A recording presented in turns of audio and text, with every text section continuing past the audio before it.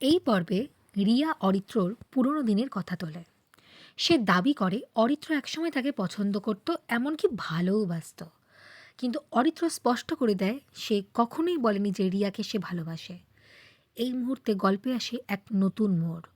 রিয়া নিজের স্মৃতি আর অরিত্র সত্যির মধ্যে আটকে যায়, আর মেঘলা দূর থেকে এই দ্বন্দ্বের প্রতিধ্বনি শুনতে পায়। হ্যালো বন্ধুরা, কেমন আছো সবাই? চুপচাপ ভালোবাসার সিজন 3 পর্ব 22 শুরু করছি তোমাদের জন্য।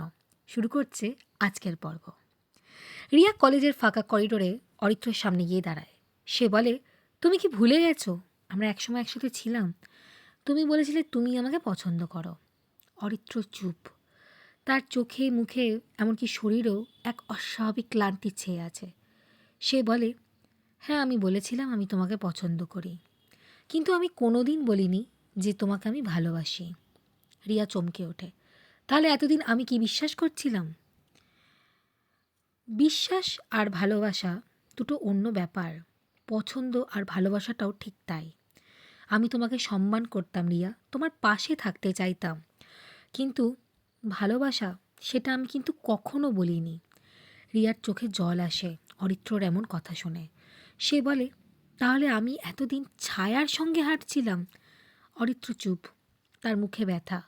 সে জানে এই কথাগুলো আসলে রিয়ার ভিতরটা ভেঙে ফেলছে একটু একটু করে। মেঘলা দূরে দাঁড়িয়ে করিডোরের সমস্ত কথোপকথন স্পষ্টভাবে শুনতে পায়। সে মনে মনেই বলে, অরিত্র এত স্পষ্ট করে বলছে, কিন্তু আমি কি বিশ্বাস করতে পারি ওকে? আর আমি তো নিজে দেখেছি রিয়া ওকে জড়িয়ে ধরেছিল। উফ, এই কী দ্বন্দ্ব, কী লড়াই! এই সন্দেহের কি কোনো শেষ নেই? রিয়া ফিরে আসে নিজের ঘরে। আপন মনেই ভাবে, আমি ভেবেছিলাম ও আমাকে ভালোবাসে, কিন্তু ও বলছে সেটা কখনো বলেনি। আমি কি ভুল শুনেছিলাম, না আমি নিজেই বানিয়ে নিয়েছিলাম? আমি জানি না, কিন্তু আমি যে ওকে হারাতেই চাই না। অরিত্র একা একা মনে মনে সমানে শুধু এটাই ভেবে যায়, কি করে মেঘলাকে বোঝাবে। রিয়া জানলার পাশে বসে মনে মনে ভাবে, আমি কি সত্যি ভুল করেছিলাম? ভালোবাসা যদি এত স্পষ্ট হয়, তাহলে আমি কেন এখনো সন্দেহে আছি? সেই কথাই ভেবে যায় মেঘলা। কেমন লাগলো আজকের পর্ব আমাদের জানাতে ভুলবেন না।